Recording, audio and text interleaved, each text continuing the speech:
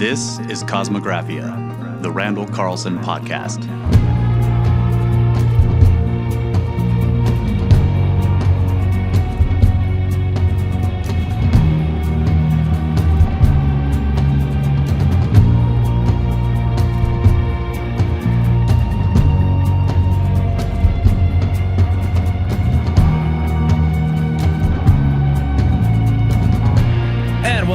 Ladies and gentlemen, this is Cosmographia, the Randall Carlson podcast. We got everybody in their various studios here, and normal guy Mike in the NSA control center over there. How you doing, Mike? The guys behind me say hello. Yeah. Command Central. Keeping an eye on us. They say hello to us every day. Yeah. Yeah, but for this occasion, Mike asked while we're recording if everybody could just sit really still. That's right. And they were cool. Keep it down back there. Yeah. So I think this evening we're gonna get into some mound stuff, right, Randall? We're gonna talk about the mound culture, some of the sites. Yeah, what a great idea. Yeah. I just came up with that just now. Yeah. Yeah, man. That's idea. We're kind of thinking along parallel lines. And speaking of parallel lines, one of the things we'll look at is parallel lines.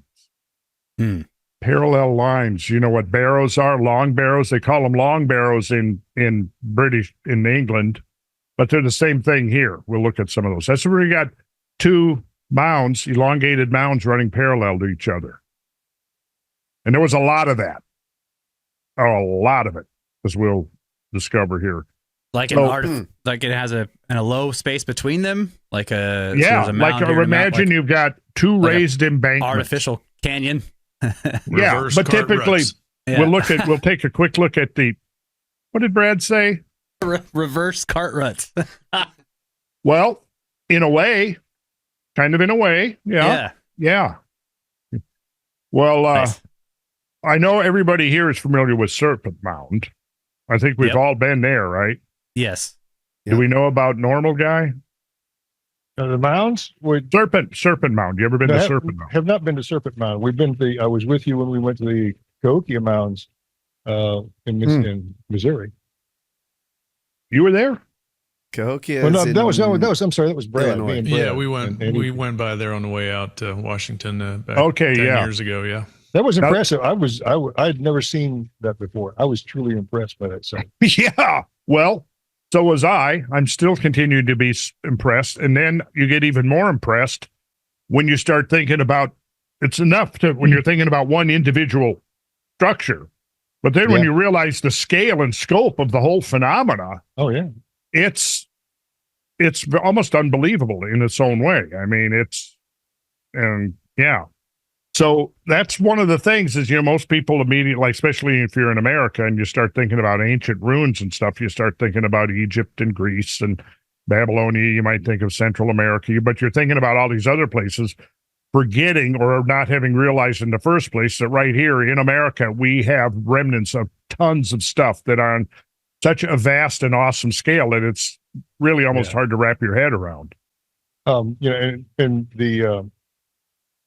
The other thing that struck me is that we've got there are plenty of reconstructed villages. I think in Creek Indian and Cherokee Creek, Muskogee Indian Creek, around the south. And you begin to realize they had cities, they had villages that were good size and well organized. They were not, they weren't the stereotypical villages we see in the tent cities and the teepees that you see in the Plains Indians. These were cities, with networks and roads between them. Networks of trade that were far flung. Yeah, even trade with. So the Eastern Woodlands were trading with Central America. Now think about that. That's and now I haven't looked into it particularly in depth, but the amount of trade that was going on between Central, say, and South America. And there was trade going on. And we know that there was some kind of cultural context. But, I wonder and think about how extensive was the network of cultural interconnections let's say between 2,000 and 3,000 years ago. I think we're finding out that it's a lot more extensive than was even pictured a few decades ago. And these people were up to things that we're still just at the very beginning of figuring out. Yeah, the copper up in Michigan found its way long distances, didn't it? Yes, yeah, exactly. That's a good example. That's a great example. You know, I did visit one of those copper mines back in 97, and it was quite interesting. It was when we were up there, we were shooting for Fire from the Sky, and we had gone up to Peshtigo. And that was when I, visited the Peshtigo Museum, and we interviewed Robert, forget his last name. He was the curator of the museum. But near there was the remnants of a huge copper mine. I don't remember exactly where I could find it again. I mean, this was 96, actually, I think, when I went there. But yeah, it was interesting to see. Then I think there were other copper mines in Michigan, right? Wasn't that where a lot of those copper mines are in Michigan? Right. Yep. Right. Have you guys looked into those at all? And the sheer volume of copper that has been... Yes. We have. It was a lot of copper was moved out of there. They found lots and lots of hammers, tools as well. But And no what one was is, the- no one is clear on where the copper went Well, or that's who the people were because they weren't living there. Yeah. No bodies, right? Like no settlements. It was like a seasonal thing, and they came, they mined, and then they left. Now, do you remember the dating? I mean, if my memory serves me correct, this was actually over a fairly long span of time that this was being mined. Yeah. Some of these sites. Yeah. But I wonder when the latest dating was. The youngest, before they were finally the whole... I can look it up real quick, see if I can find. That would be yeah, interesting. It was old. I mean, it's not, and it's not really explained who it was or where it went. And where Some it went. people think it may have fueled the Bronze Age, across the ocean. But then that would imply transatlantic trade at a time when there wasn't supposed to be. Impossible. Yeah. Yeah, so we can just not even think about that more nanosecond because it's impossible. It's impossible. Totally impossible. No further consideration. We know that there are certain things impossible. And you know why we know that? Because we are part of this elite cadre that has a monopoly on reality. Yeah. My theory is that the people who mined that copper are the ant people. It makes sense because the people that wrote or talked about the ant people or have these legends of the ant people, what better people to call the ant people than the guys coming in and out of the ground and having trails all the way to the sea? So, okay. This is from nps.gov, so it's totally official. 100% correct. National Park Service. I guess the mines are now part of a park. We can stake our lives on the complete and 100% truthfulness and accuracy of this, right? 7,000 years ago. 7,000 is when it started, they estimate. Wow. So that sounds familiar now. Interesting. So during the early, that would be, that's kind of in that transition between what you would say early and mid Holocene, but it was definitely still 5,000 BC, right? And 5,000 BC, and you're still in the climatic optimum. So then, are they speculating how long the quarrying operations lasted? The next entry in their timeline is 1771. So no. Oh no. But the first thing on this page is really interesting. A partial serpent artifact made of Lake Superior copper, which was found at the Effigy Mounds National Monument in Iowa. I can't really show this to you, but there's this beautiful, see that? I can barely make, if you could put it closer. Like a dagger, or is it real small? Oh, yeah, I see it now. Yeah, there's no autofocus on that camera. Yeah, it doesn't focus. I turned it off. Okay. Well. So, then they start with 1771 when Alexander Henry makes the first English attempt to mine the copper and then goes on from there. But they found, tools and lots of remnants of the previous people. Speaking of previous people. And people. But before we get away from it, let's talk for just a second about this whole ant people thing. So ever since I read those Hopi accounts, I go in my head, okay, now ant people, I'm not envisioning like giant hybrid hominid as ants walking around, they look like ants. I'm thinking that obviously that they're people who are living underground. Right? Yeah. I mean, and okay, so then when we get away from the mythic aspect of it, we acknowledge that there are realities behind the myths. Then it really comes down to like, okay, if we accept that there were real people that gave rise to this image of the ant people that found its way into, Hopi mythology, who were they? So there's some reality, some historical reality behind it. There's a whole, in other words, here we say ant people. What do we know about them? Virtually nothing. But you got to realize that there's undoubtedly a whole gigantic, profound story behind that. Yeah, on our show, we've talked about it multiple times, and Kyle made the great point that like if you see a mining operation from a distance, it's a bunch of people and equipment going in and out of a hole in the ground and making a long line as they bring materials in and out. And they look like ants. Mm-hmm. Okay. So if you were some other culture and you came along and you were like, well, they're the ant people. It's the people that have come here and digging holes in the ground and carrying stuff out. They look like ants. That could be the source of something like that. Could be as simple as that, the source of the name. It could be as simple as that. Now, then my question would be, were they digging holes or were they utilizing natural caves? Yeah. I mean, you're right. I don't know. But see, that gets into the story. And yeah, I've just for years been curious about, well, who the hell were those people actually?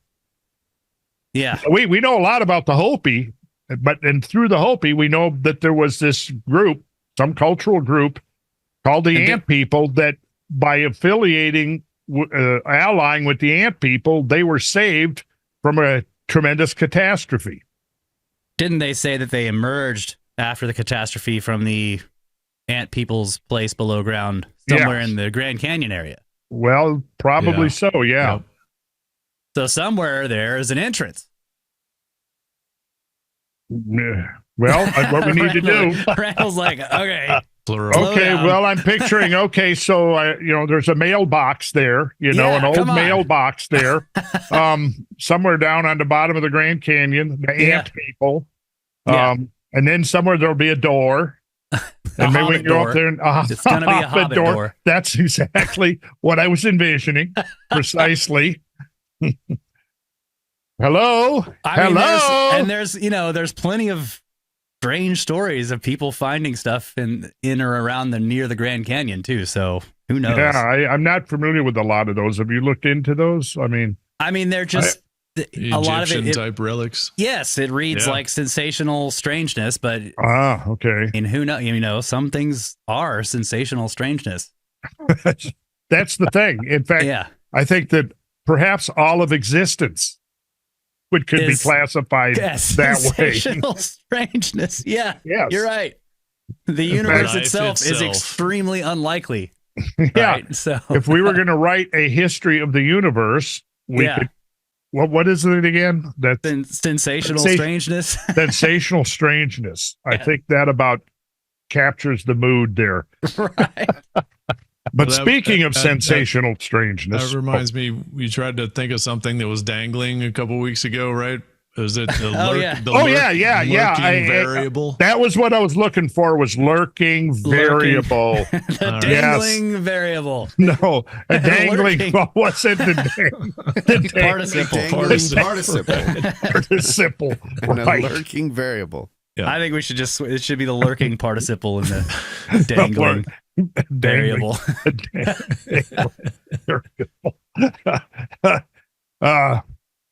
Well, I don't remember the context. Made me think of that. Yeah, that's Mike on our show. Mike is the lurking variable. That's right. Well, I wasn't gonna. I was thinking that, but I wasn't gonna go there. Point fingers with it. Well, I think I was trying to make no, now listen, you guys can laugh all you want, but I was trying to make a serious point. Oh, sorry. Go ahead. Well, about the lurking variable, but we got sidetracked into dangling whatever it was. And so I was never able to make my serious point, which now I've completely forgotten what it was. No, actually, it was this. I mean, the lurking variable is that variable. It's like hanging out over, kind of in the corner of the room in the shadows. You don't even normally notice that he's there or it's there.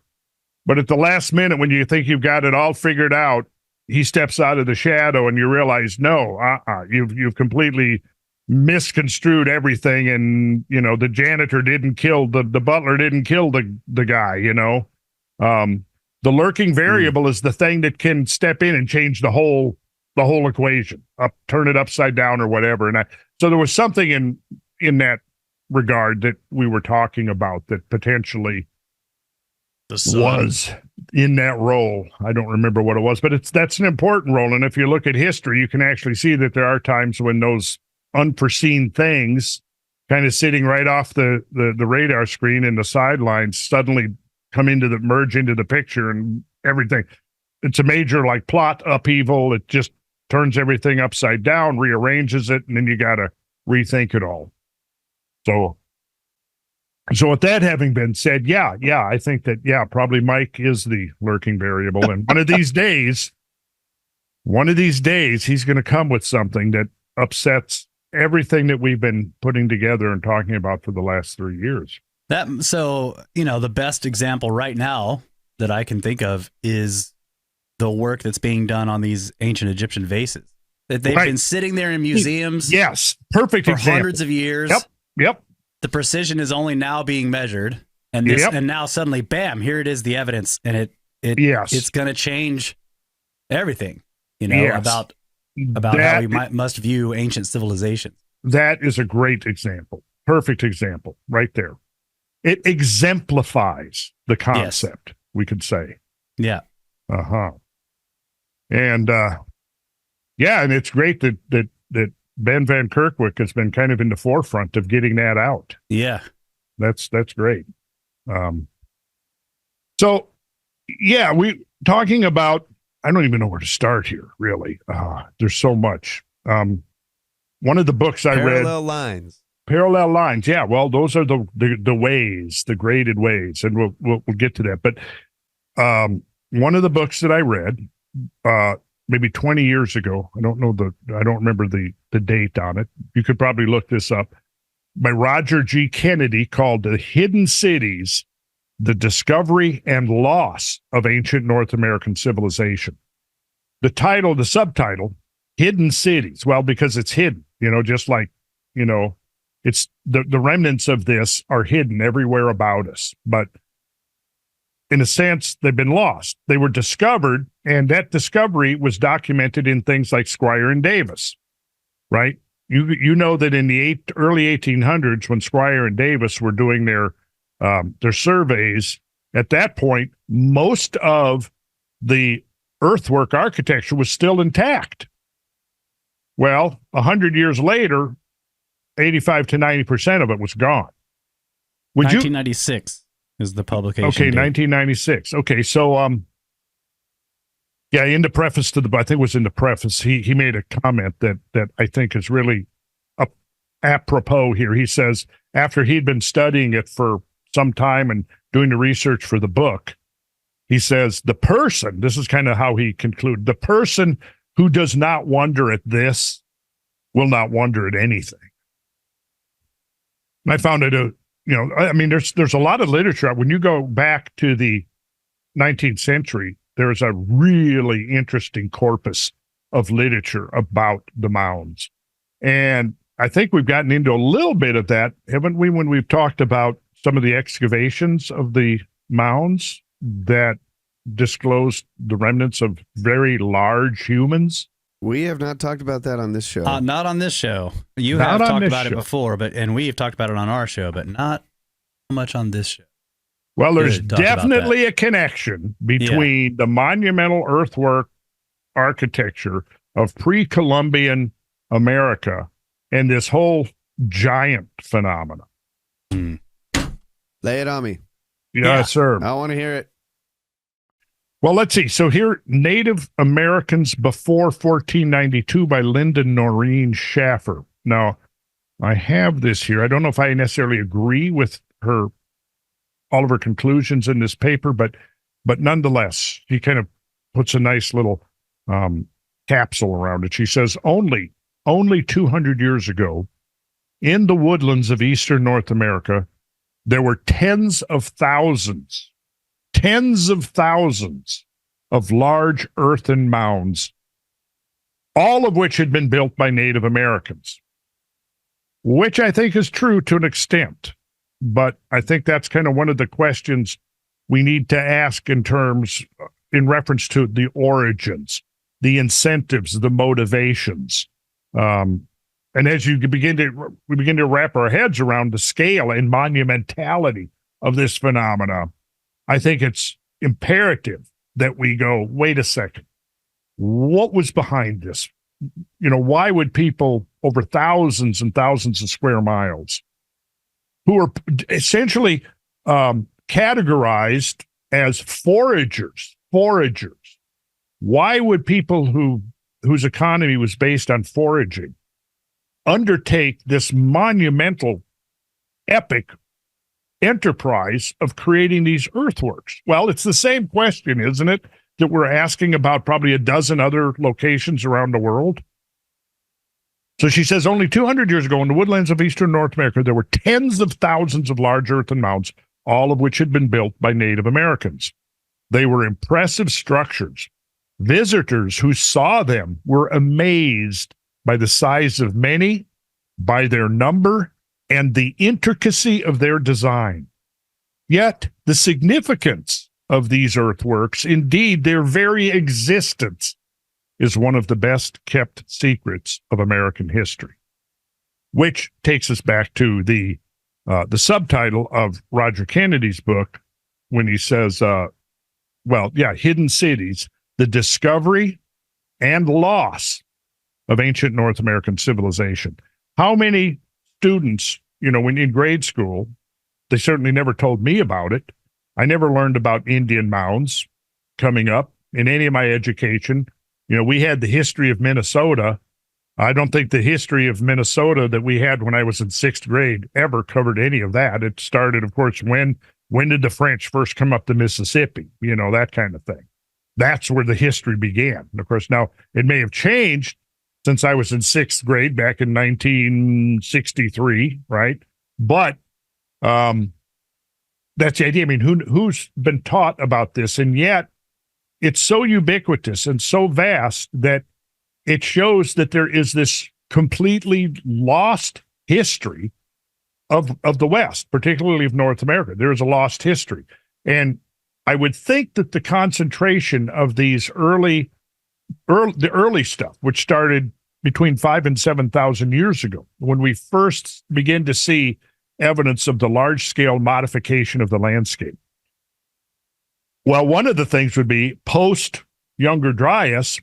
We've definitely talked on this show about the potential population bottleneck that may have resulted out of the Younger Dryas, the abandonments of quarries, of campsites, the apparent absence of large numbers of people, right? We've talked about that. So where are the remains of these people? Even the early Holocene, where are the remains? Well, we know there were burials, but when we start looking at the scale of the earthwork phenomena, it seems like we're talking one hell of a gigantic labor pool of people.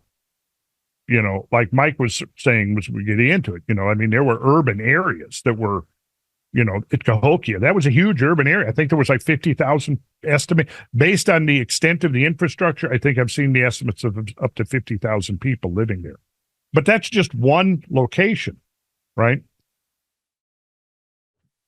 When we start talking about the earthwork architecture of North America, of primarily America, and I think it's indicative that all of the, no, not all, but most of the like east of the Mississippi or in the Mississippi Valley, most of the earthworks we see were in the non-glaciated areas.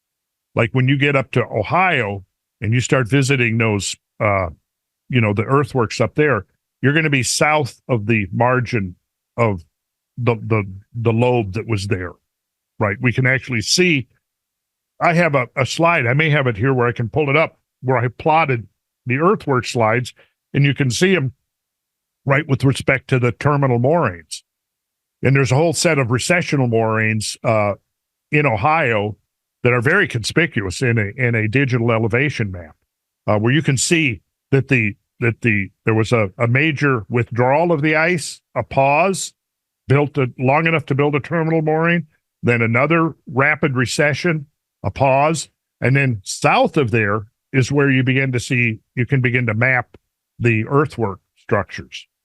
But here were some of the design elements when we talk about, we say mounds, and that's the first thing that kind of comes into people's minds, but we have plazas. We'll see example of a tremendous plaza that was at Poverty Point in Louisiana. Plaza, causeways. Now, the thing that we were looking at earlier before the show, Kyle, in the Squier and Davis book there, the piked and graded way, that is an example of a causeway. Okay. We also had canals and moats that were an integral part of the design elements. Truncated pyramids that could be rectilinear or could be cones. And in fact, some of the cones weren't even, I don't think, fully truncated, only partially truncated. The problem is that, millennia of erosion has sometimes made it hard to determine whether there was actually a flat surface on some of the conical mounds or not. But then you had a variety of different kinds of enclosures, such as ringed, right, round, rectilinear, polygonal, or composite. And we're going to see like Newark is a beautiful example, a very impressive example of a composite, where you've got rectilinear and you've got ringed, part of the same complex, and you have causeways, and you have plazas, okay? And then finally, the elevated or the graded way, okay? So actually, I think the example, what would happen, the elevated or graded way, now that particular feature that you saw, and do you have the book handy there? Is it still? I do. Still open to that page? I'll pull up a slide here in a minute, but you might hold up the book. This is anybody interested in delving further into this phenomena. This is the book right here. Now there's lots of others and we can recommend them, but this I think was first published in the 1830s. So this would have been the, 150-year anniversary. It was reprinted.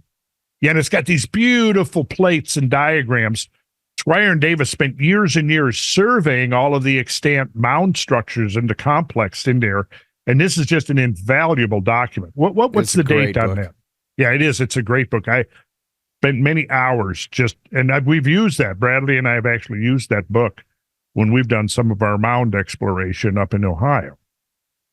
Seems like it was 1859 or something, but yeah, what was 250 years? That would have been 2009. 1821 to 1888. Okay. Or wait, is that it? Library I was wondering when the cataloging first in publication data. Yeah, was there a first publication date? But you said, don't they get attributed to Smithsonian or one of the history museums, like their first publication? Yeah, that's exactly right. I'm not sure. Yeah, okay. Well, it's not. Those dates are not critically important. Other than a whole bunch of dates here. I can't tell what's what. So they did a reissue, and this has got to have been. This is the 150th anniversary. Yes, 150th anniversary. So do we have the date when this was the reissue occurred? I'm looking up the original now. Okay, it's not that critical, really. But so those are the elements that you should learn the nomenclature for, and we'll work through so we can see examples of what each of those were. So plazas, causeways, like there's a causeway that connects the Pyramid of Khafre to the Sphinx, right? They call that a causeway. Mm. So similar, very similar. We have canals and moats, a lot of them which are now dry, but at one point held water, truncated pyramids and cones, four types of enclosures: ringed, rectilinear, polygonal, and composite. Yeah. 1848 is when it was first published. Oh, 1848. Okay. By the Smithsonian. 1848. Okay, then so we're going to add 150. So 1998 is when that reissue would have come out. But I'm sure it's still in print for anybody who wants to do research. So here is a quote from Renaud Chateaubriand in his Memoirs of Travels, The Voyages to America in 1791. It was published in 1826. This is Voyage to America. Voyages, plural, to America. The works of which I speak are found at the mouth of the Big Miami. Now, these are all tributaries to the Ohio River. At the mouth of the Big Miami, at the mouth of the Muskingum, at Tomb Creek, and on one of the branches of the Scioto. Those which border this river occupy the space of 2 hours' march as one descends towards the Ohio. So in other words, he's walking for 2 hours and he's in amongst these complex of mounds. In Kentucky, along the Tennessee, and in the Seminole country, you cannot take a step without seeing some vestiges of these monuments. And then this is from Richard C. Taylor, Esquire. This appeared in one of the very early, this American Journal of Science was perhaps, if not the first, one of the very first science journals published in America. So this is a paper written by Richard C. Taylor, Esquire, published in the American Journal of Science in 1838.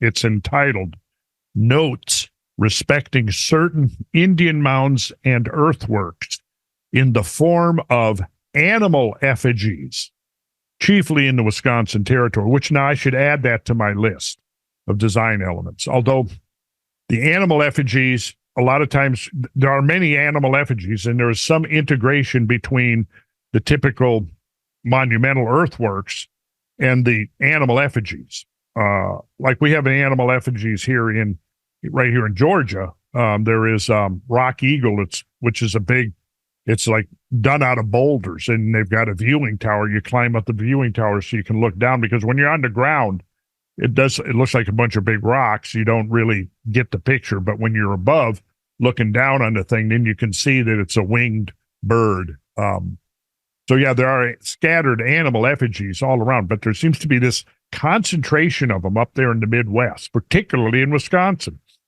So this is now from Notes Respecting Certain Indian Mounds and Earthworks in the Form of Animal Effigies, chiefly in the Wisconsin Territory. And he's talking about somebody he was interviewing named Mr. Bringier, doesn't matter. Mr. Bringier, describing the Indian mounds in the region of the Mississippi, states that from Red River to St. Louis, a distance of 500 miles, and in the breadth 80 to 200 miles, mounds constantly occur, and for the most part are symmetrically arranged. Mounds in such abundance that the traveler is never out of sight of them. What an immense population, he observes, must have occupied these dwellings, which cover so large a portion of the surface of this region. Let's see. So this is part of the annual report of the Board of Regents of the Smithsonian Institute, published in 1877 by James Shaw. It's entitled The Mound Builders in the Rock River Valley, Illinois. That part of the state of Illinois, called the Rock River Country, is in many respects one of the most interesting portions of the great Northwest. The early settlers and explorers found this valley thickly peopled with Indian tribes who regarded it as a favorite hunting and fishing ground.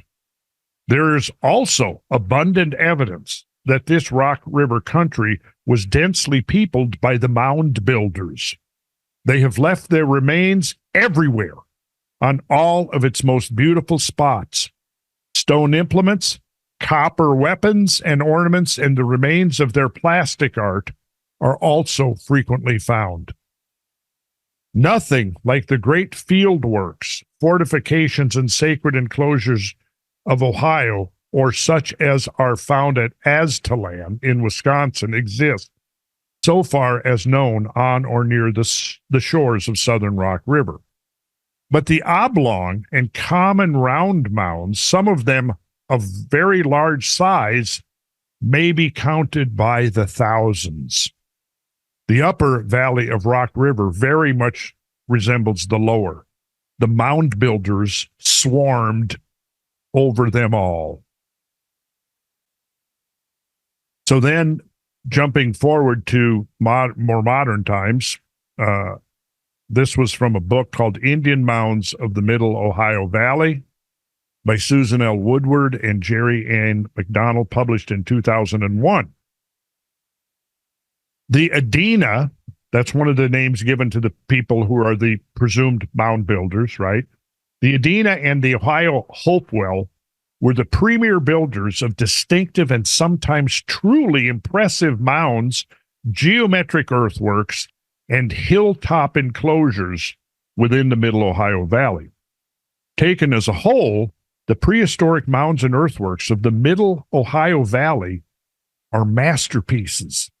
Their number, size, precision, and grace, and the magnitude of the organizational and managerial effort that was marshaled to build them require that these architectural monuments be ranked among the important prehistoric engineering and artistic accomplishments of mankind. So, now I'm going to do a share screen. I think this will be of interest. And get my navigation going here. Share screen. Let's see. We'll do screen 3. So here you will get to see on this digital elevation model some of the areas we're talking about. Now check this out. The Erie lobe from Lake Erie. Look at these terminal moraines, guys. Actually, recessional moraines. You see that? Yeah.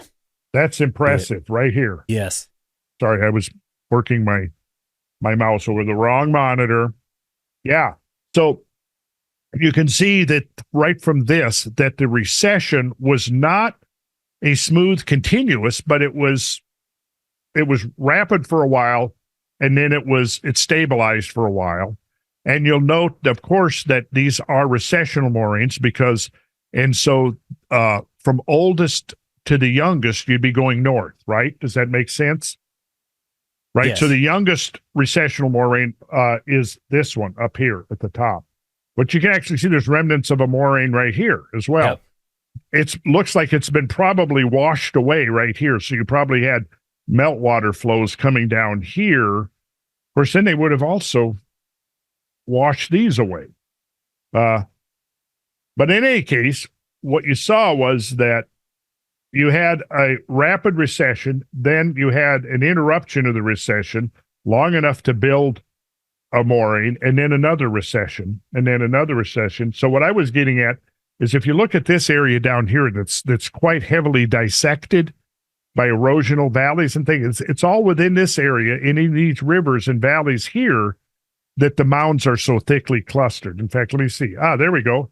Look at this. So I'm going to roll here and we'll see some of the very ones we were just talking about and how they are built within and amongst these valleys and erosional features that clearly were connected with the melting back of the ice sheets. So you've got, the Ohio River. You look right here. Here's the Ohio River, right? So do you think that's symbolic somehow? I don't know. Like we know that these cultures would carry these stories for a long time. So is it possible that these had some kind of symbolism to this great destruction that they remembered through their stories? I would think that's certainly plausible.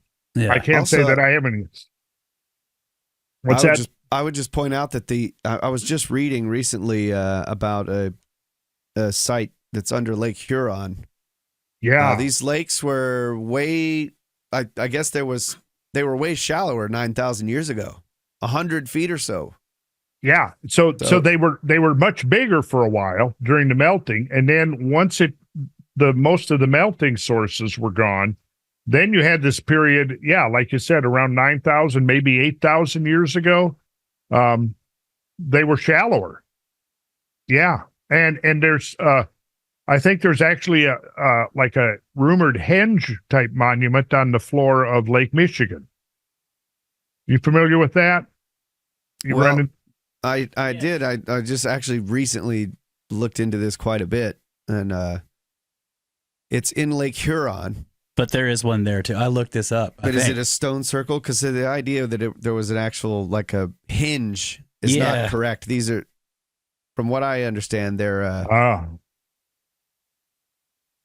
I'm maybe not up to date on the latest. I think, I don't know that. I don't know this is accurate, but I looked for it because I found the same thing, that there's like a Stonehenge under there, and I tried to find it, but what I instead found was that they were diving on this place in Lake Huron that was. Well, okay, so now you guys, I think you can anticipate what I'm now thinking.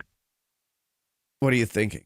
Well, I'm thinking, okay, you guys, now that you're becoming certified deep water divers. Oh, yes, of course. Yes, we want to dive on this. Yeah, absolutely. I think, this is exactly what we've been talking about. I think but we're going to need, it's going to be deep water and wet and dry suit. We have to take more courses to do that.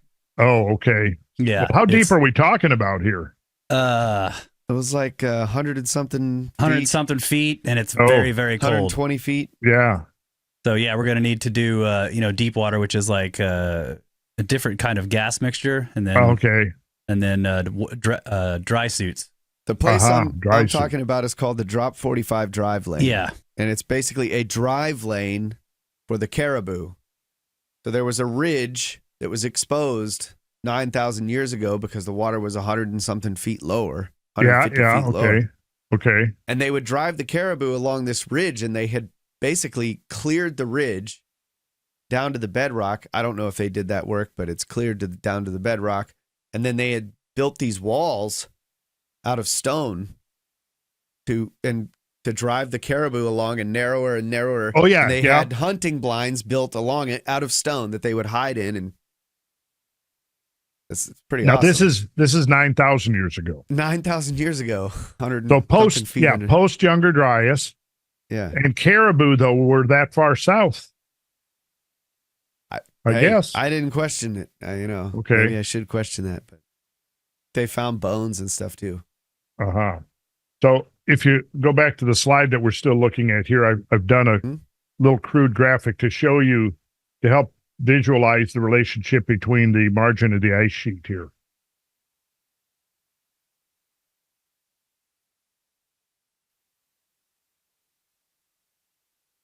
So you can kind of see here, these would have been like meltwater issues coming off of the lobes, like this over here. Of course, we don't get we haven't gone far enough west to get to Mississippi. But yeah, that kind of does lead to the possibility, like Russ was suggesting, that, was it just simply a geographic, advantage to their, of course, they wanted to be near resources. And at the time, when a lot of these were being built and occupied, these were actually quite, tremendous resource bases, fish, game, foraging, all of that. So they would have been, pretty good places to, settle in. But what did that have to do with this massive undertaking of mound building? That's sort of the question. So I've charted here some of the flows coming off the ice sheet, so we can kind of get a sense of how. Now, of course, the mound structure, the earthwork structure, was not, contemporary with the ice sheets. The mound stuff pretty much starts showing up after the ice is gone, at least in this region, because in many of these valleys where this stuff exists, had the ice age floods occurred, they would have completely obliterated and washed away the mound structures. That would be inhospitable there with all that. Yes. Yeah. All right. So here's the cover of the Squier and Davis book. The reissue. I love this book. I've just spent so many hours delving into there it is, this. 1847, accepted for publication. There it is. Yeah. Well, we should take a break real quick, Randall, if you're... Sure. Yeah. We can do that. Take a break real quick, and we'll be right back with more Mound Mysteries. Yep.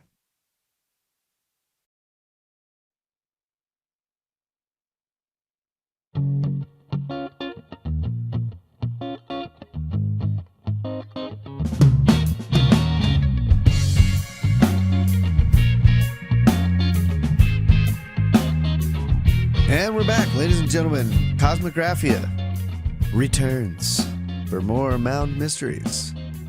Mound Mysteries, Mound yes. Mysteries. So in the... real quick. Yeah. We were talking about the underwater hinge. Yeah. Yeah? Oh, And, what'd you find out? Yeah, go ahead. It's so the Huron one is far more extensive. There is something under Michigan. It is basically, it's not a hinge. There is a line of, obviously, like artificially planted, like they were put there, a line of stones. There's also a carving of a mastodon or something, or Maybe. bison. Could be. Something on a rock, but it isn't like a Stonehenge. Okay. But there is something also under Lake Michigan. And I think one of the problems there, if I remember correctly, was that the mussels are growing all over everything. Yeah. So it's kind of hard to tell. Mm-hmm. There's it's something like that with that site. Yeah, and I think the water is also far more turbid. Yeah. Mm-hmm. Mm-hmm. The place where the Huron stuff is very clear. It's kind of in a deep area, and it's very clear. And so the thing is, it was on this ridge, but the ridge is now way out in the middle of the lake. I think it's something like 50 kilometers from the it's shore. way out there. So it doesn't have any sedimentation, or very little. But what we would call terrigenous sedimentation, stuff washed in by rivers and creeks and stuff. Yeah, and That just what you mean? and stirred up from the shore. Yeah, but they're far away from this site. Right. Uh-huh. So Okay. It's well preserved. And they've actually found flints and artifacts and stuff down there. And they found a piece of obsidian that comes from a known site that's 4,000 kilometers away. So they knew those people were trading. No shit. Yeah. And how deep is this? I think it's like 100, 120 feet, something like that, 100 feet. We figured this out before. Well, yeah. So that obsidian, it's interesting you bring that up.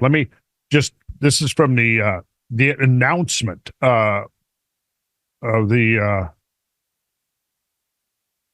this is when this was when the American Journal of Science, there was an announcement in the American Journal of Science about the publication of this book back, the Squier and Davis work back in 1847.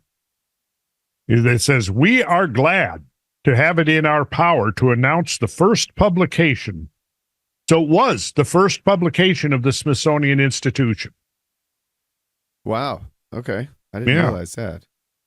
This work, containing researches into the origin and purposes of the Aboriginal monuments and remains of the Mississippi Valley, will embrace the details and results of extended surveys carried on during several years by Mr. E.G. Squier and Dr. E.H. Davis of Ohio. The labors of these gentlemen embrace the opening and examination of more than 200 mounds of every variety and character, from the greatest to the least. In these examinations, the number and variety of Aboriginal relics which have been brought to light must surely excite astonishment in all.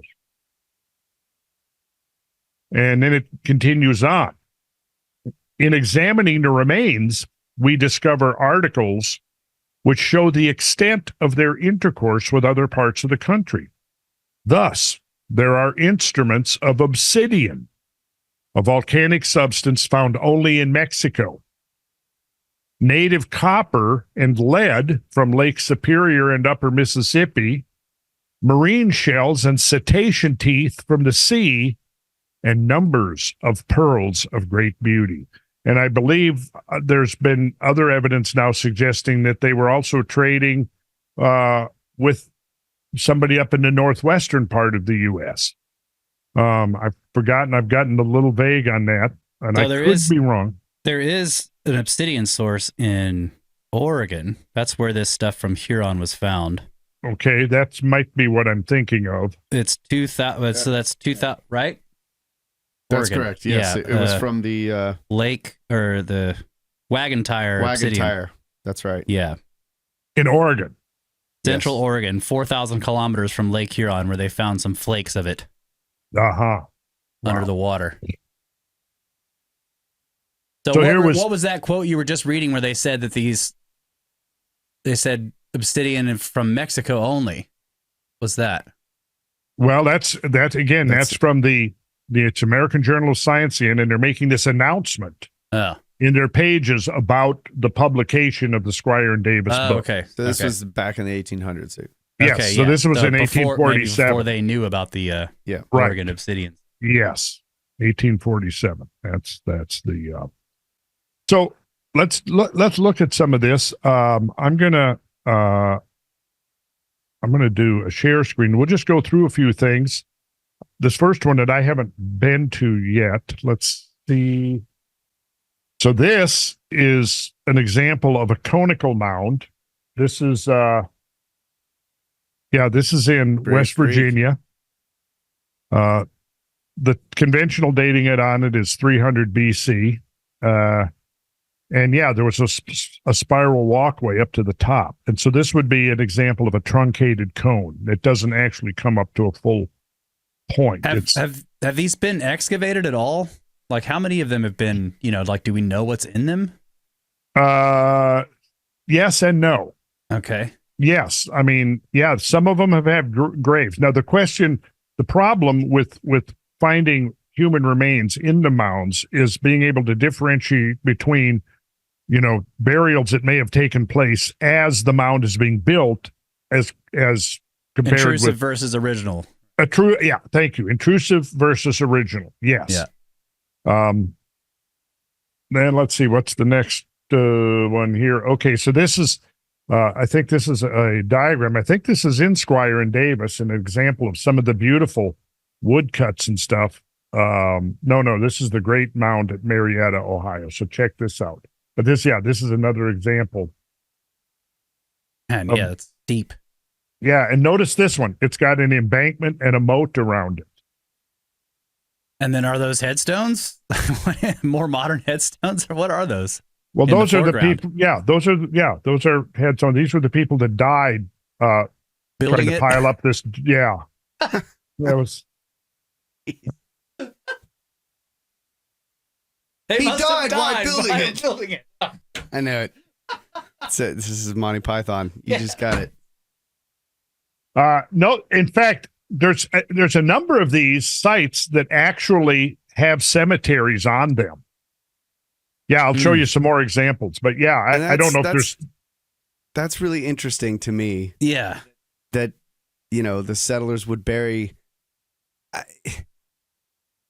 I don't think that's by accident. No. In other words, like they knew that there was something special about this. Yeah. That's exactly what I thought. This was the burial ground. Yeah. Yeah. Maybe so. I don't think it's a coincidence. Let's see. Okay, so here's what's left of this mound now. Or this, let's see. This was it's a black and white aerial photograph, so I'm not sure, I don't have a date on it, but this is so that's great. That's pretty nice. Yeah. Well, I've got a question. We talk about burial mounds and ceremonial mounds, but how many mounds were just what in my archaeology class at college they called middens, basically trash mounds? Well, yeah, a lot of, the middens were mostly on the coast, and a lot of, because they were harvesting so many shellfish and things, and the middens. Yeah, I visited. In fact, didn't you and I, Brad, go down there on one of our trips? I on the Gulf Coast, and we near Pensacola. Yeah, we visited some midden mounds there. We were digging a midden mound near Auburn, Opelika, and where I went to school at Auburn University. You know, they're basically just trash mounds. They would find chicken bones, pork bones, whatever. But you know, so when you say thousands of mounds, how many of them were garbage mounds? How many of them were burial mounds? How many of them were ceremony mounds? You know, do we know? Oh, I think so. Sure. I mean, I think we can look at the mounds that are extant and conclude that very few of them, I don't think any of these mounds that we would be looking at here were trash mounds. Yeah, the midden mounds that I've seen they don't have structure. They're not shaped. They definitely aren't like that steep.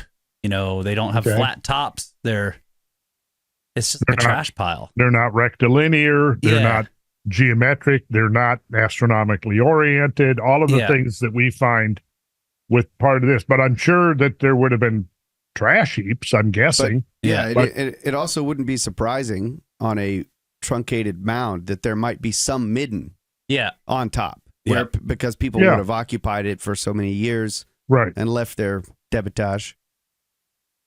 Yeah. But I don't know if you're asking this, Mike, but I don't think you could find any places, for example, you know, where you're going to find, you know, piles of plastic Coke bottles or, you know, any old heaps of rusting automobile chassis or anything like that, if that's what you're thinking about. Our middens today are pretty impressive as well. They are. There's a huge one in South DeKalb County. Yeah. And if you go foraging in there, make sure you wear your mittens or you're going to have bloody fingertips. All right. So this is the great Miamisburg Mound, originally about 70 feet tall, 877 feet in circumference. So that's, Miami. Let me see. This is not the same one. This is two different mounds. And here's photograph from the ground of the great Miamisburg Mound, originally 70 feet tall and 877 feet in circumference. As compared with Silbury Hill in England. It's interesting that people over on the other side of the Atlantic Ocean were also taking on these extraordinary undertakings of moving big piles of earth around. And don't a lot of these in England and these mounds here, they have like an internal stone structure? Some of them do, yeah. And I think Silbury might be one of those. Let me see. It's like they built this megalithic stone structure and then completely covered it in soil. Yeah. To make it into like a hill. And we'll get into that, but the covering of soil is just not random heaps of... It's not random, yeah. No. It's very carefully laid, different kinds of soil even. So then we go from England and just showing the comparison between these mound structures and how we have this sort of transatlantic similarity here between these ancient earthwork constructions. Then coming in my backyard here, we'll start close to home, and we've got the Great Temple Mound at Ocmulgee Mound Complex in Macon, Georgia, which sits right on the fall line, which is rather interesting because the fall line is a transition. It would have been like an ancient, almost cliff, an eroded cliff, where the ancient Atlantic Ocean came up to the fall line. So you would have been standing on bluffs overlooking the Atlantic Ocean. And this is sitting up on the fall line. And that bluff of the fall line exposes some interesting strata going back into Eocene times. And it's one of the places where the Eocene Oligocene strata, that contact of Eocene Oligocene is exposed. And what's interesting about that particular strata, and I've years ago went down on several trips with Ed Alban. He's a geochemist and astronomer. I used to know him from Fernbank Science Center. And they have a whole collection of tektites over there, which are found at this one particular strata that's just south of here on this exposed embankment. Oh, hell, what the name of it? I don't remember the name of the specific. It's a sandy layer. But the tektites are found in there, and they date to the same date, roughly 35 million years ago, marking the transition from the Eocene to the Oligocene. And it's also the same date of the great impact that left the, 40 or 50 mile diameter crater on the floor of Chesapeake Bay. So the impact produced the molten splash that went up right up into the stratosphere, spread out, and then rained back down on the Earth. And anywhere where you can find that particular layer that was the land surface at the time of the impact, you can find tektite. So there's an exposure of that just south of here. Now, I don't know if there's any connection. I'm assuming not, but it is interesting that it is sitting right on the upper part of the fall line where that Eocene-Oligocene strata is exposed. And you can see the great Temple Mound. It gives you, it's probably Bradley up there. Yeah, pretty much that's him. Yeah, because that was when he still had some hair. You can see there. But that was one of the large ones that's in my backyard in just outside of Macon. Which also may be an interesting coincidence because Macon is the French spelling for Mason.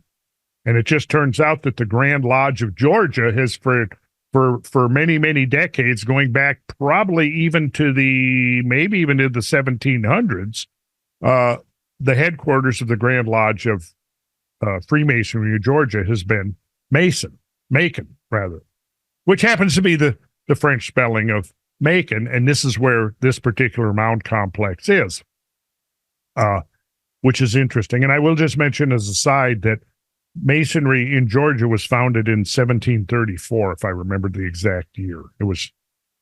So it has quite a pedigree. In fact, the first governor, James Oglethorpe of Georgia, was a Freemason, and they helped establish the town of Savannah, and they prohibited slavery in the town of Savannah. So even during the antebellum days, there was no slavery in some of those areas over there that had been founded by the Masons, which interesting. Okay, so that's Ocmulgee, which is an Indian term. And this is an overview, the plan view, where you can see all the elements of the original complex. So you can see there's a number of these rectilinear truncated pyramids. We have a square one, and then we have two rectangles, and then we have the Great Temple Mound, which is this.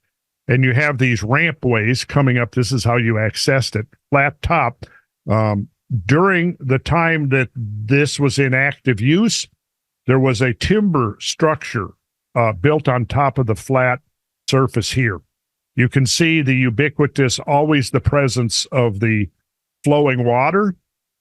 You see that you'd be hard-pressed to find an ancient mound complex that doesn't seem to be oriented around and built around water. So you can see you've got a couple of different sizes of truncated pyramidal mounds. Here's the Great Temple Mound right here with the rampway going up. And you have a square truncated pyramidal mound there. And then you have a conical mound. And then this whole thing here is the plaza. Oh, look, there's another little pyramid truncated flat top mound over there. Is the plaza raised or is it just flattened? It's basically flattened. I'll show you. Okay. Here I've got photographs. Now this photograph that you're going to see here, the next one I believe, was taken maybe partially up on this ramp, looking out over this truncated rectilinear mound right here.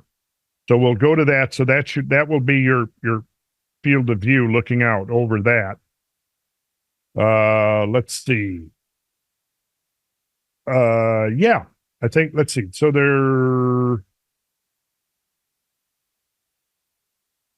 that is probably this pyramid over here. I believe that's this one.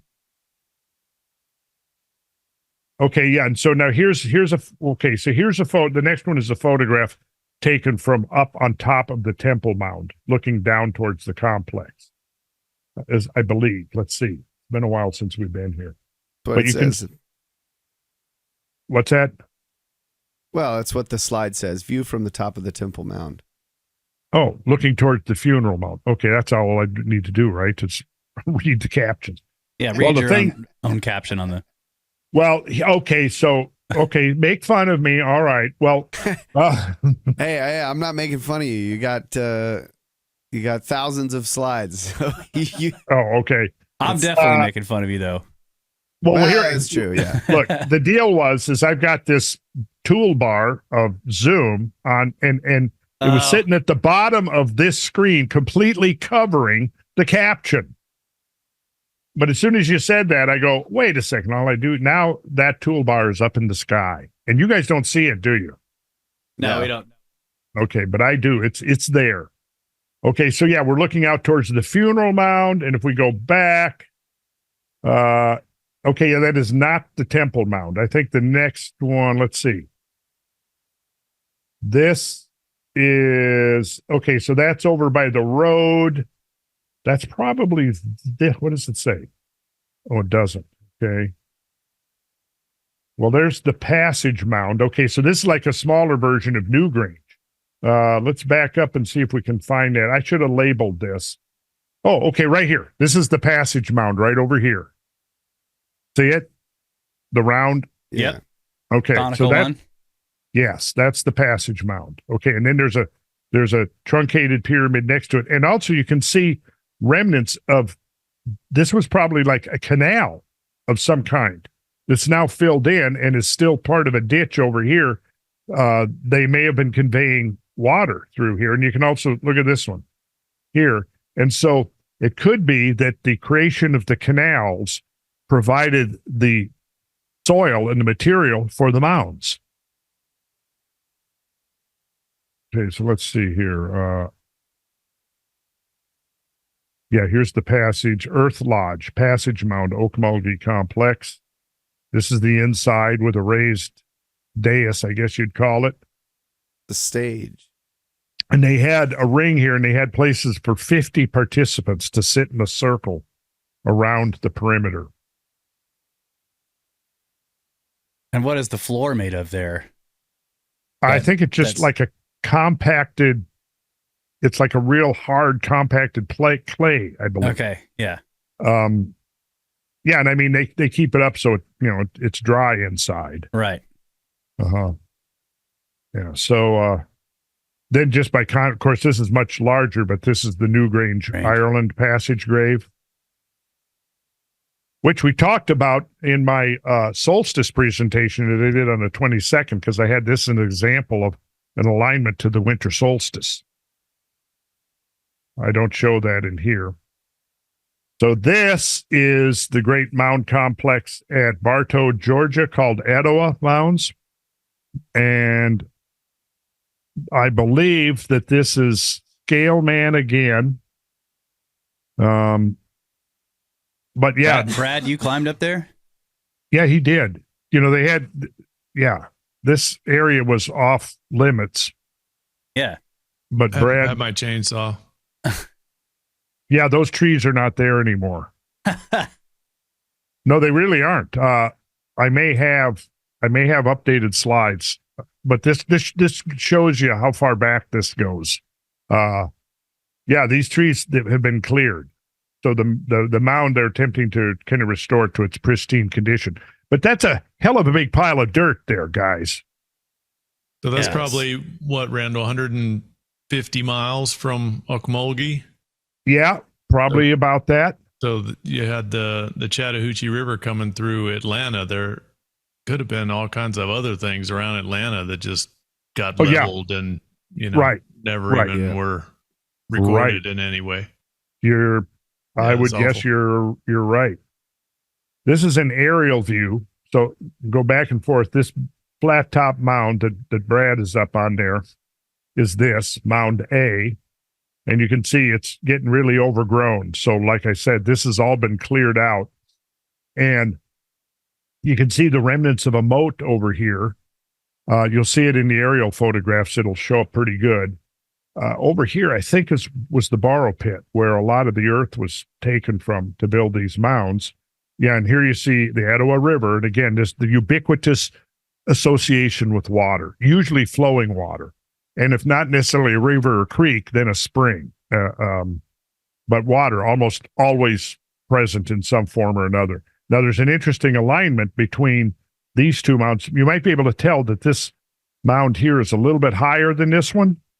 Well, and there's also, I don't know, you can't see it necessarily on here, but there is a depression in the center of this one, Mound B, that undoubtedly held a sighting post.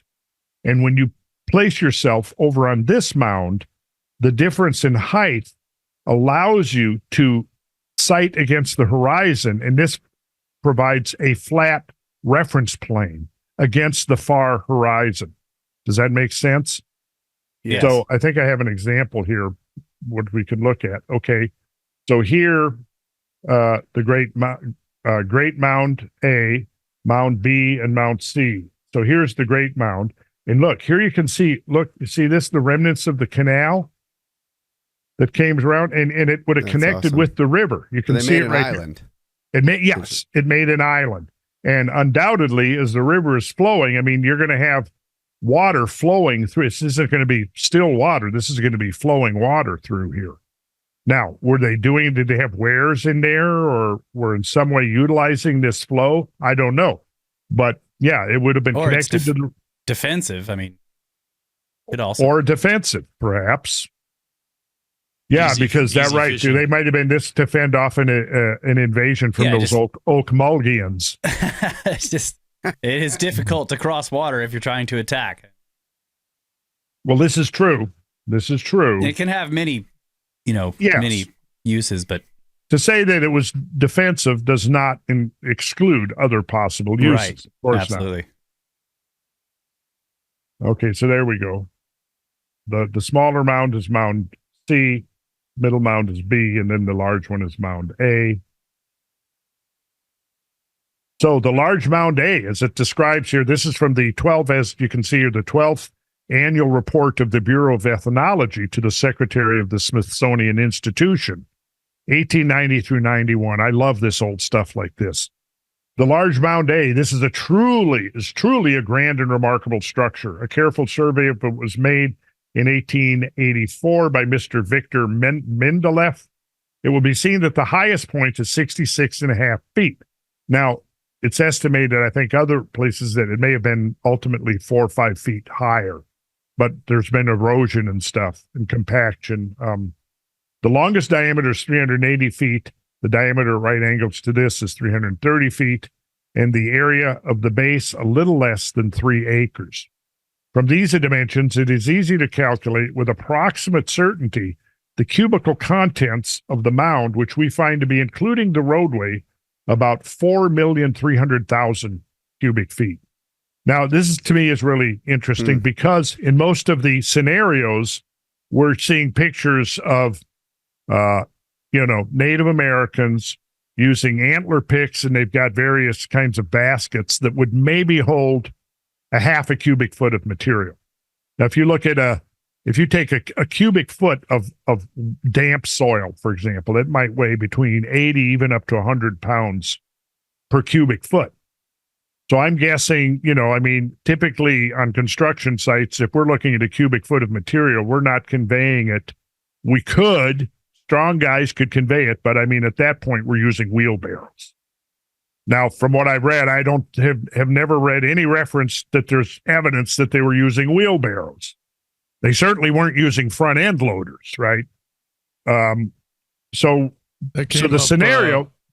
Let me give you more scale on that, because it came up a couple shows or a couple months ago about how much was a cubic foot of dirt, right, to be carried around. What were their baskets? So I said something about a 5-gallon bucket. Right. Was that about a cubic foot? So I was watching some of these gold mining shows, Discovery Channel, and it actually came up. They said a cubic yard is 40 5-gallon buckets.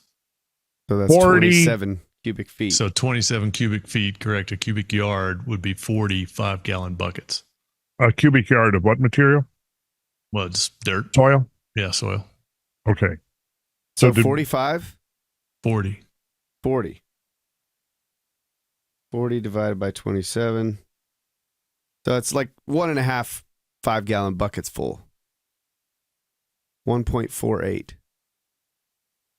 for 1 cubic foot. Yeah. And one then cubic if it's foot moist, that's heavy. That's heavy, yeah. You're not it's going to heavy. be, yeah. And like I said, a strong man could be doing it, but I don't think, are you going to convey, if you're conveying, you have individual laborers out there. I mean, I'm guessing, even, certainly on the job sites I've been on, if it's 20, 30, 40, 50, even 60 pounds, guys are carrying it around. Much more than that, we're using wheelbarrows. Okay. An 80-pound bag of concrete, there you go. Dry, won't fill a 5-gallon bucket. And it's damn heavy. It's like 4 gallons or something. So let's be generous and say that one basket is a half a cubic foot, right? Well, now you're looking at 40, 50 pounds, right? So this mound was 4,300,000 cubic feet. So if we put that in the calculator, you're going to need 8.5 million trips. Yeah, you're going to need 8,600,000 trips. Yeah, that's what we're talking about here. And then you're climbing the mountain wherever, Yeah, the trips get harder. The trips get harder as the job goes. I mean, we planted 3 acres, right? We planted a 3-acre amount of vines one time. And that's so much work, and we're just planting. I can't imagine taking that same section of land and being like, all right, we're going to build a mound that's 80 or 60 feet high. 66 feet and 6 inches, which they didn't want to say. You could tell. Well, 60 feet, 66, 6. Yeah, or you guys are out there with some of your coworkers, your buddies or whatever, and you go, hey, you know what'd be cool? Why don't we, after we get done foraging for the day, why don't we move around, 8 million cubic feet of dirt and make a big pile. Let's make a big pile of dirt 78 feet high in our spare time. I mean, it really has seemed to me like I did a bunch of reading on the mounds. A lot of it in conjunction with reading about giants, I will admit, but still there's lots of interesting stuff with the mounds, and the way that they're struck, at least the ones that have had archaeological trenches dug into them, and they usually would they kind of dig straight in from the side, to see. And there's a structure in there, and a lot of them, they look to me like the oldest burials are actually subsurface. They're below the surface of the ground, and then the entire mound is constructed on top of those original burials in a way that implies that it wasn't like a building construction project, but more a generational one. As important people died, they were laid to rest on top of the ancestors, and the whole thing gets taller and taller and taller, and eventually then you have this mound structure. But it's like they kept burying these people. Well, right here in my in the PowerPoint show that we're doing here in the presentation, coming up, and we won't get to it tonight, I'm quite sure, but I've got an account in there of the excavation of a mound. And there were apparently multiple burials, and there was like 3 or 4 skeletons, and the one at the top was the most pristine. Yep. And as you went deeper, they got progressively more degraded, and at the very bottom, there was a skeleton that pretty much as soon as they opened it to the air, it began just disintegrating. It just falls apart. Yeah. So how old is that? Right. Yeah. Okay, so let me go back to the screen share here. Now, this is a view taken from Mound A, the lower mound, looking over Mound B. Okay, let me get here. Where am I here? So we're looking against the western horizon there, and Brad is standing right where that depression is in the center of the flat top. So, and then you can't really make it out from here, but if these trees were missing exactly in this alignment here, if you projected this line to the horizon, you can see that there's a swale in the hill here. You've got a higher hill. We can't see your cursor. Oh, sorry. There we go. Yep. Here we go. So you can see it comes down, and it's concealed right behind the level of the mound here. And to me, that's not coincidence that when you're standing on this lower mound, this pretty much defines this flat area of horizon pretty much precisely. In which direction are you looking in this? We're looking west. West. So you think that so if they were using this as a sight line, you think that they controlled the vegetation back there, would have kept the trees? Yes. Yes, I would think so. And the other thing is you can't see from this is that if you can see this, there's actually a little notch or saddle in the horizon between the hills, right precisely lined up with the center of this. Oh, Brad's in the way. Yeah, but if he would get his ass, I was, yeah.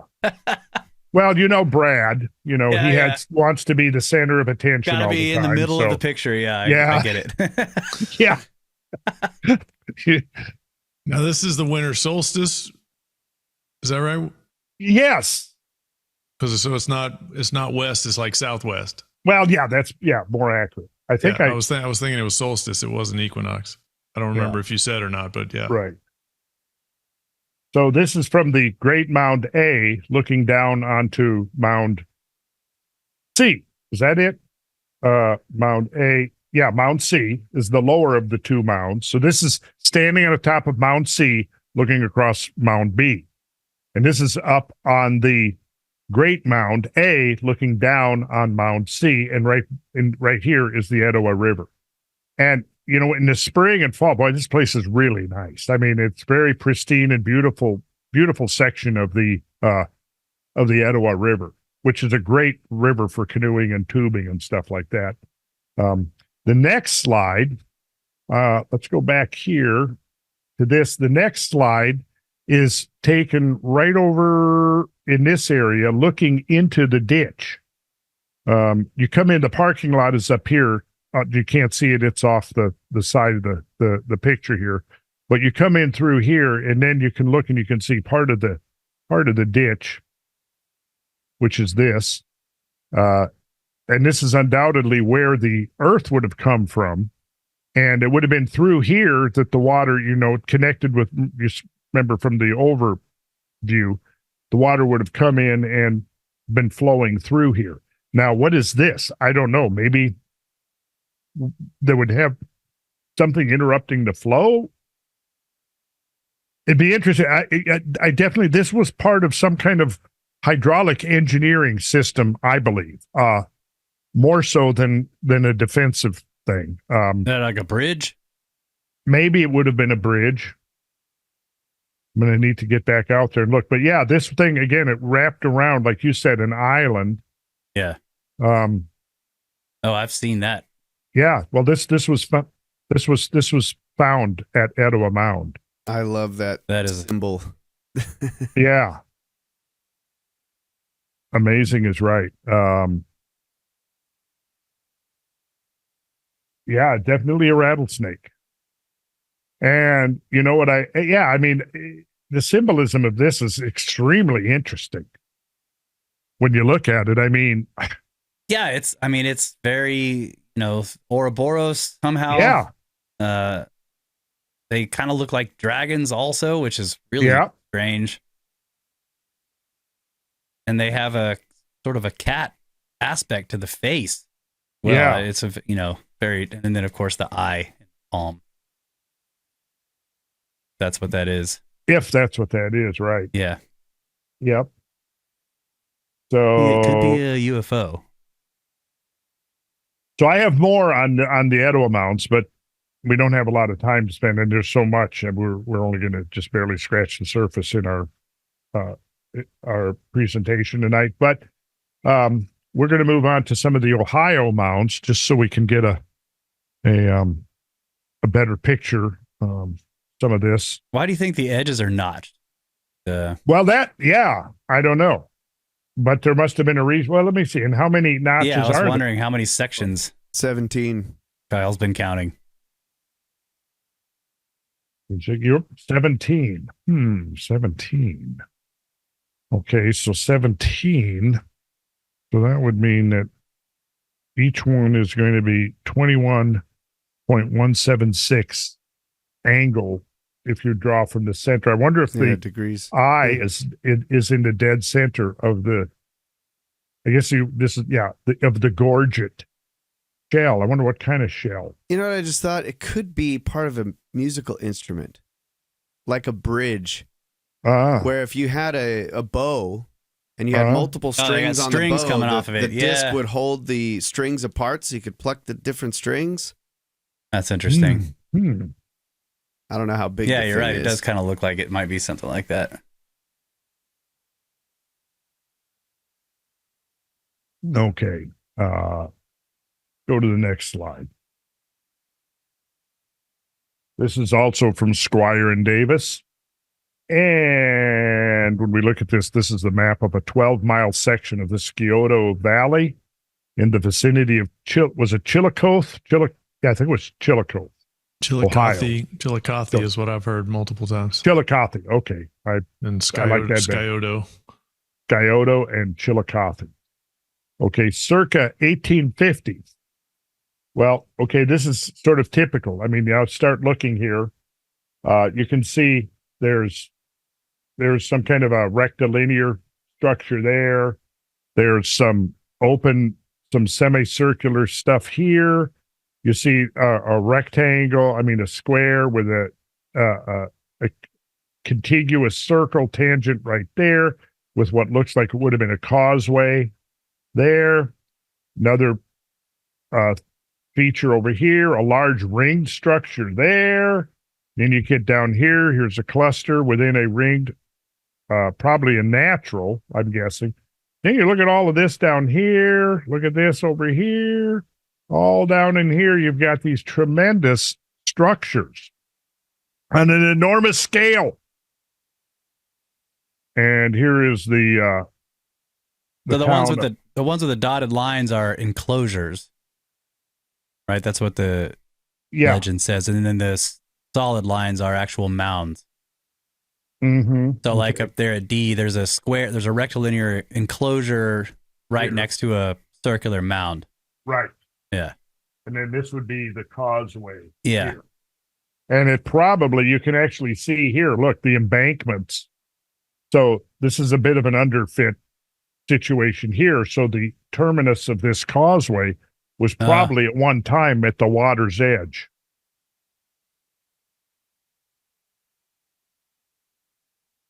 Let's look at the next There's so one. much there. All right. The High Banks Earthworks in Ohio. Now this is just, I'm very intrigued by this particular shape. You find this shape duplicated at Newark. Yeah. But this is the High Banks. So look, area 20 acres. That's a pretty good sized circle there. Yeah. And 18 acres for the flattened octagon. So even a ring like this is going to be very impressive. It says, looks like it says 250 feet in diameter. This one is 300 feet right here. This is 300 feet in diameter. So that's a football field in diameter. This one, also 300 feet in diameter. This one down here says, 300 feet, and then I don't know what that one's. That's 300 there, I think. Yep, that's 300. So now you got three of these. They're all the same size. And they're connected by these raised embankments here coming down. And then you have, was this at one time a full circle and then this was eroded away? I would guess so. I would think, but I don't know. Yeah, that's a good point. This thing here must have originally been, it looks like it could easily be double one of these, so it must have been close to 600 feet in diameter. Now, also, I just love the draftsmanship of these. I know. They're just beautiful. Yeah, they are. And I was just going to note that kind of looks like the arc of the Big Dipper, Ursa Major. Those four circles there. Maybe I'm making that up, but it kind of look at this. Just kind of makes me think of that. Bradley. I like it. I think Brad's got himself an attaboy tonight. Holy crap. The first time for everything. Really, first time. Ooh, you know what would be? I'm still below zero. What would be really cool? We could get a photograph of the Big Dipper and juxtapose it on top of this and see how closely it aligns. Mm-hmm. That would be very cool. Now, looking at this, I'm curious as to how much of this at High Banks still exists. Probably remnants, but probably only remnants. Let's see, what's this next aerial footage? Oh, so check this out. Yeah, there's the circle in the square. Wow. Taken in 1938. Cool. So at this point, it's probably eroded down to almost ground level. Yeah, this looks almost like a ghost. Those are farm fields, so it's been plowed. Yeah. Yeah. Yep. It's almost completely gone. Yeah. But that kind of helps to give you a sense of the scale. Yeah. Of the thing. Looks like we've got over here. I think that's railroad tracks there, I believe. Yeah. Just barely missed it. Yeah. Okay. Mound City, Ohio. So this is 13 acres. Let's see. What is the area of the Great Pyramid? 13 between 13 and 14 base. Yeah. Acres. So this is on the same scale as the Pyramid of Cheops or Khufu. What do you guys call it? It's the same. I mean, it's the same, just different names for the same guy. Yeah. Cheops, Khufu. Khufu is what they call it in Egypt. Well, I'll go with Khufu then. Yeah. Cheops is a Greek name, I think, for the same guy. Well, let's go with Khufu if that's the earlier name. And yeah, I kind of like that better than Cheops anyway. Khufu. Hey, maybe if I get a new dog, I'll name him Khufu. That's a good idea. That's a great dog name. Khufu. Khafre. Khufu and Khafre is what you should call him. So with this ringed structure here at 28 acres, it looks like you could probably fit the pyramid, the Great Pyramid, really almost right inside there. 28 acres. I don't know what the diameter. We could easily calculate that, but I'm not going to do it now from the interest of time. Yeah, we got to wrap it up here too. We're out of time. That one has a mound in the center, a conical mound in the center, right here. And then it's got all these gaps along the edge, like I don't know, gaps. Now, gaps, and there's probably reasons for those gaps. They're not just arbitrary. Right. And look at the two, how they're on either side, the left and right lower. Oh, yeah. Those are to the south of that mound. These two right here. Yeah, but they're almost at the same angle from the central mound. Yeah. From each other. You know what I'm saying? And it's to the south. Yeah. Almost directly. And then you got these two over here. Exactly. They're almost the same angle as the ones on the left. And if you were standing on the mound looking down, you'd be looking straight south. Well, the first thing that would come to my mind is this southeast, you're looking at perhaps summer solstice. Mm-hmm. No. Up one of these up here would be summer solstice. Oh, yeah, that's right. One of these, this would be a winter solstice sunrise and sunset over here. But I don't know the angles, but I bet you just by taking this survey, we could get pretty accurate angles and determine the azimuth of solstice from this latitude. And I bet you we'd find that it's going to be almost right on. So then the one to the north could be the summer solstice sunrise, maybe. Oh, no, you mean this up here. That gap right there. Well, it would be this one. That one, yeah. Yeah, this one is looking... what would this be citing? This is north. Almost due north, but you're almost looking from here. So I'm guessing that you could stand at the center, stand up on this conical mound, and then sight through these apertures. Yes. To positions on the horizon, maybe.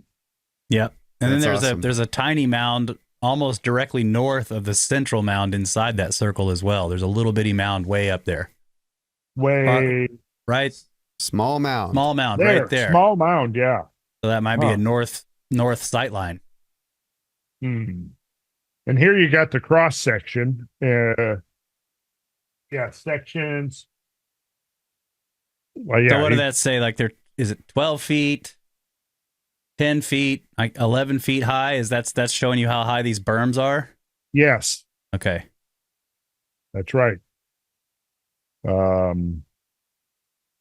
So I have to look at it a little closer to see exactly where these cross sections were taken.